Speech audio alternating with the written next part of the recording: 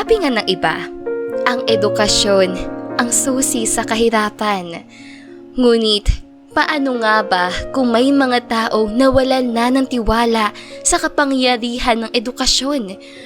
Tuluyan na bang maglalaho ang pag-asa ng buhay ng ilan sa mga mahihirap? At ito na nga po ang ating talalakayin. Walang pera sa paaralan. Yan ang ika ng ilan sa mga taong kapuspalad at hindi kayang makapagpatapos ng pag-aaral dahil sa kahirapan na kinakaharap. Melvin, ano ba? Gumising ka nga! Walang pera sa paaralan. Magpasalamat ka na lang na nakapagtapos ka pa ng elementary. Sigaw ng papa ni Melvin sa kanya. Bakas sa mukha ang tono ng pananalita ng matandang lalaki ang disgusto na makapagtapos ng pag-aaral ang sariling anak. Sa totoo lang ay hindi lang ang sariling ama ni Melvin ang tutol sa ideya na makapagtapos siya ng pag-aaral. Halos lahat ng kamag-anak nila ay ayaw ng mga ito na mag-aral pa siya ng high school. Mas gusto ng mga ito na magtrabaho na lamang siya agad upang kumita ng pera. Ngunit iba ang gusto at pangarap ni Melvin. Mas gusto nito ang makapagtapos siya ng pag-aaral upang maiangat siya ng buhay ng kanyang pamilya mula sa nararanasan nilang kahirapan. Ba naman, gustong-gusto ko na makapagtapos ng pag-aaral dahil sa inyo. Gusto ko na maihahon kayo sa kahirapan. Gusto ko rin gumanda naman ang buhay natin kahit papaano. Pigil ang luha na sagot ni Melvin sa kanyang ama.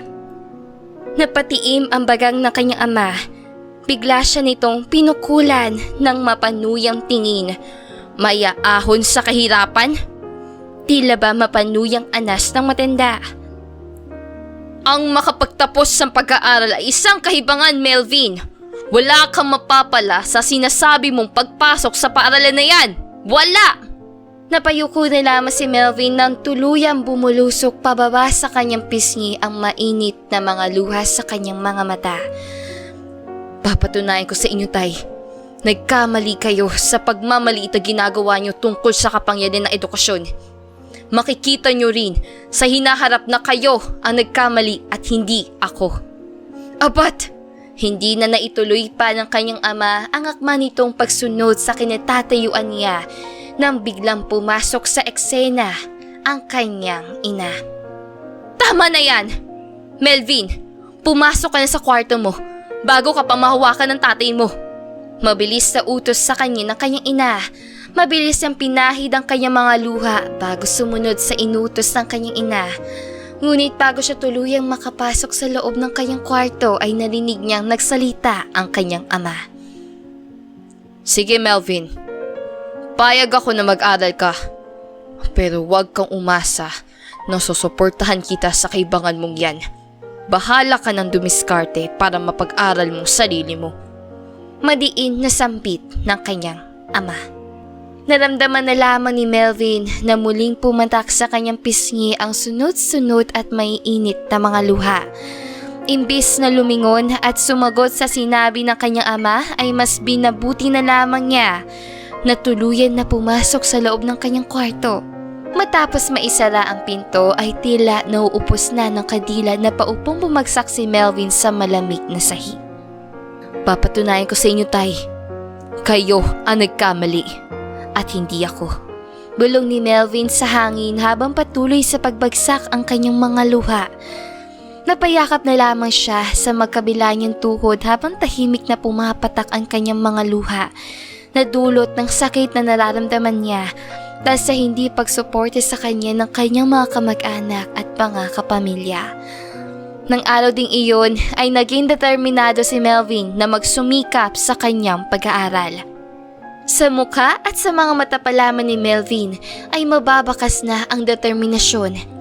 Determinasyon na patunayan ang kanyang sarili sa kanyang ama at pati na rin sa lahat ng mga kamag-anak nila na ayaw maniwala na kaya niyang makapagtapos sa pag-aaral at iangat ang kanilang buhay. Gaya na sinabi ng kanyang ama ay hindi nga siya nito sinuportahan sa kanyang gusto na makapagtapos siya ng pag-aaral. Lagi namang nakakaramdam ng lungkot si Melvin dahil doon. Sa tuwing nagkasalubong sila ng kanilang bahay ay hindi siya pinapansin ng sariling ama. Tila ba hangin lang siya na dumaan sa gilid ito. Walang ibang magawa si Melvin kung hindi ang mapabuntong hininga na lamang at pagmasdan ang nakatalikod na figura ng sariling ama sa tuwing makakasalubong niya ito sa hallway. Habang patuloy sa pag-aaral si Melvin ay pinagsabay niya ang pagtatrabaho at ang pagpasok sa paaralan. Wala siyang ibang choice dahil siya na ang nagpapaaral sa kanya sarili. Bilang isang tapasero o taga-harvest ng mga tubo, department store bagger, stockman, sales clerk, waiter, dishwasher at houseboy ay pinag-aral ni Melvin ang kanyang sarili. Naging mahirap man na pagsabayin ang pagtatrabaho at ang pagpasok sa paaralan ay hindi naging hadlang iyon upang tumigil si Melvin sa pag-abot sa kanyang mga pangarap. Kahit mahirap ay nagpatuloy lang si Melvin hanggang sa tuluyan siyang makagraduate ng high school. Buong akala ni Melvin ay kapag nakagraduate na siya ng high school ay magbabago na ang isip at paniniwala ng kanyang mga magulang patungkol sa gusto niyang makamit sa buhay. Ngunit, nagkamali siya. Umasa na naman siya sa wala. Araw ng graduation niya bilang isang grade 12 student, ngunit wala ni isang kapamilya niya ang dumalo o sumilip man lang sa pag-akyat niya sa entablado upang sabitan ng medalya at kunin man lang ang kanyang diploma. Abala si Melvin sa paglibot ng tingin niya sa buong paligid para sana hanapin ang kanyang mga magulang. Ngunit tinawag na siya at lahat-lahat ay wala siyang nakita ni anino man lang na mga ito. Our valedictorian, Mr. Melvin Gordon. Pagsasalita ng isang lalaking teacher bilang MC ng kanilang graduation day. Napakagat na lamang si Melvin sa kanyang mga pang-ibabang labi bago tumayo at naglakad na papalapit sa malaking entablado. Bago tuluyan tumapak paakyat sa stage ay nilibot pa muna ni Melvin ang dagat ng mga tao sa huling pagkakataon. Ngunit gaya ng nakasanayan niya ay bigo niya siyang mahanap ni anino man lang ng kanyang mga magulang sa seremonya na nagaganap. Melvin! Halika na iho. May ngiti sa labi ng pagkuha ng kanyang atensyon ng advisor niya. Ang kanyang advisor na mismo ang nagpresenta na magsabit ng medalya sa kanya dahil matagal na nitong nalalaman ang kalagayan at sitwasyon ng sariling estudyante. Isang mapait na ngiti ang umukit sa labi ni Melvin bago nilingon ang paborito niyang guro sa kanilang paaralan. Napatango na lamang siya at pigil ang luha na umakyat sila ng entablado.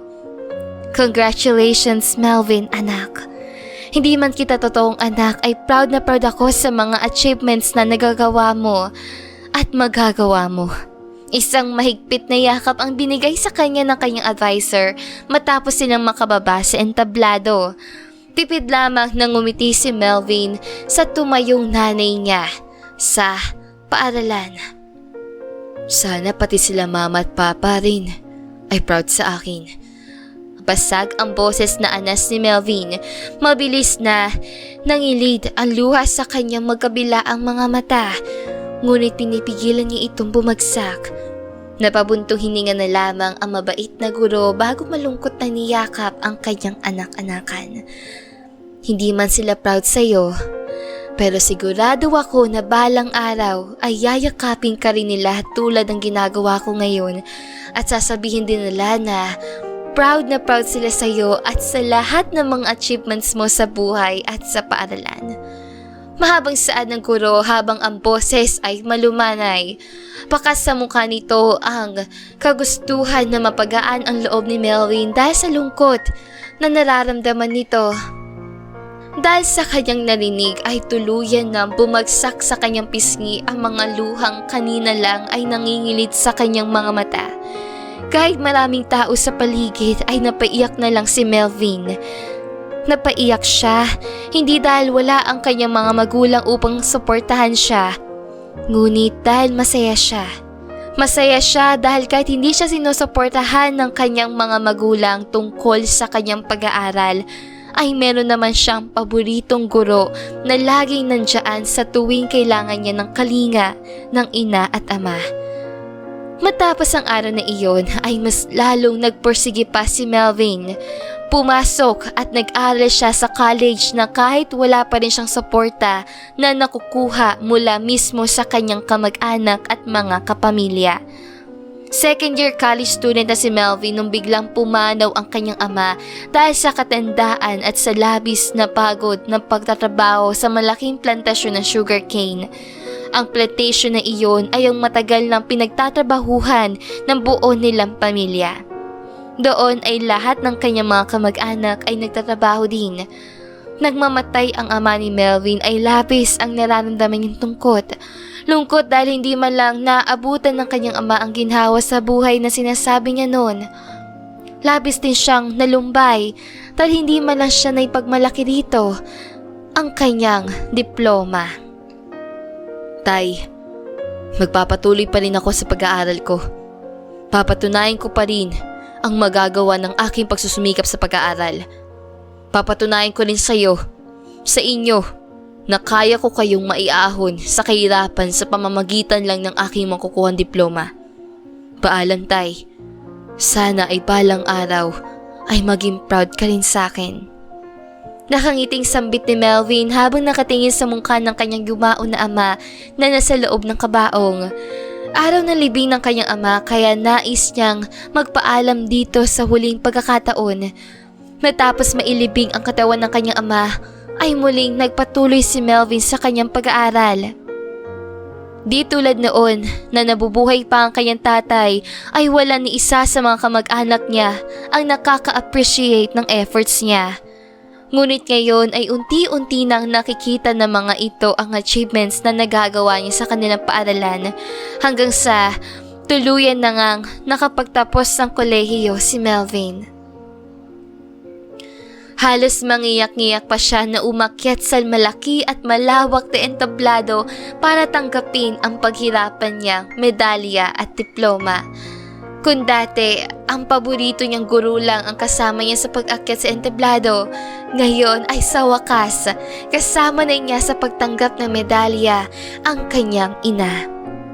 Nakangiting isinabit ng kanyang ina sa leeg niya ang gintong medalya.